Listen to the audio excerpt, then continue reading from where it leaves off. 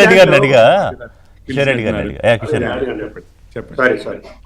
నేను అనేది ఏంటంటే ఇప్పుడు మానవతరాయ్ గారు క్లియర్గా చెప్పారు, అయ్యా మీరు ఋషి గారు మీరు వాళ్ళిద్దరిని ఎందుకు ప్రశ్నిస్తున్నారు, ఎందుకు అపోజ్ చేస్తున్నారని చెప్పాము కదా. ఇవన్నీ ఎత్తులు పై ఎత్తులు, ఇదే సన్నాసుల మఠాలు కావు.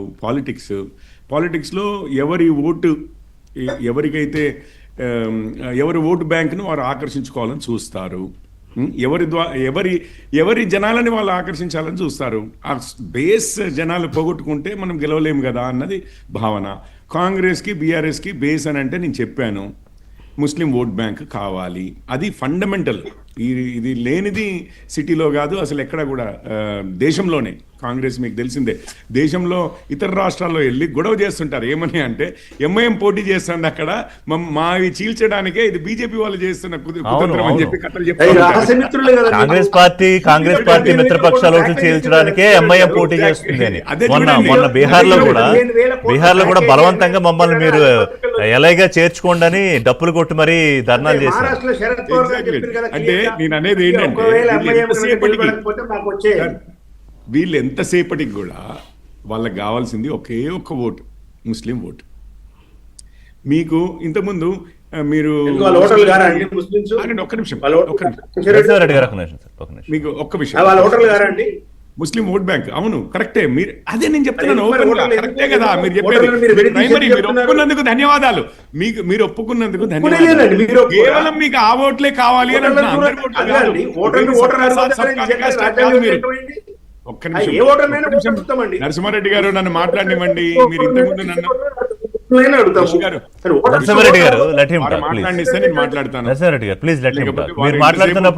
రెండు మూడు సార్లు మీరు పిలిచారు, వారు మాట్లాడుతూనే ఉన్నారని నేను టైం ఇచ్చాను వారికి, చెప్పదలుచుకున్నంతా చెప్పారు.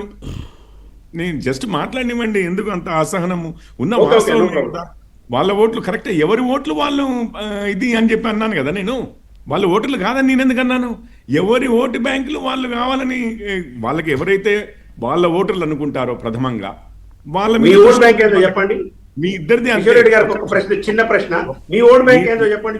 సార్ నేను మాట్లాడిన తర్వాత మీరు తర్వాత వేసుకోండి, మీరు వేసుకోండి, ప్రజలకు వేసుకోండి, నన్ను మాట్లాడినివ్వండి, ముందు నన్ను మాట్లాడినివ్వండి.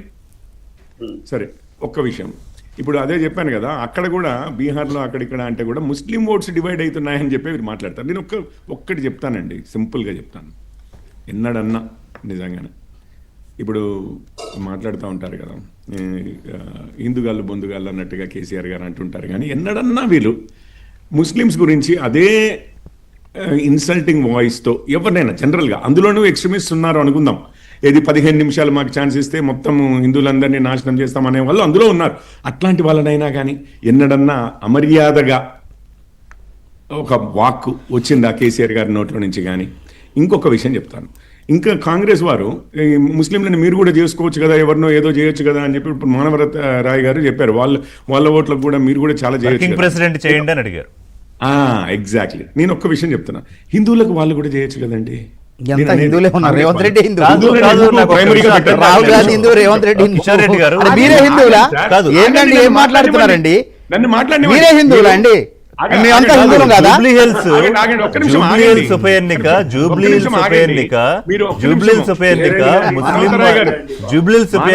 ముస్లిం శంకుస్థాపన చేయండి దయచేసి. నాకు తేలాలి, జూబ్లీహిల్స్ ఉప ఎన్నిక ముస్లిం సెంట్రిక్ గా మాత్రమే జరుగుతుందా? ఋషి గారు ఒకటే మాట, ఒక్క మాట చెప్తాను, దాని తర్వాత మానవతరాయ్ గారిని ఎంతసేపు అయినా మాట్లాడమనండి. ఒకటే మాట, ఇప్పుడు వారి నాయకులే అరే మీకు సీతమ్మ అమ్మనారా చిన్నమ్మనారా అని మాట్లాడతారు కదా, ఎందుకు? ఏది రాముడు మీ అయ్యనారా తాతనారా ఇట్లాంటి ఏ పదాలు వాడారు కదా. నేను ఒక్కటే మాట్లాడుతున్నాను, ఇప్పుడు జై శ్రీరామ్ అన్నందుకు ఆ మాట అన్నారు.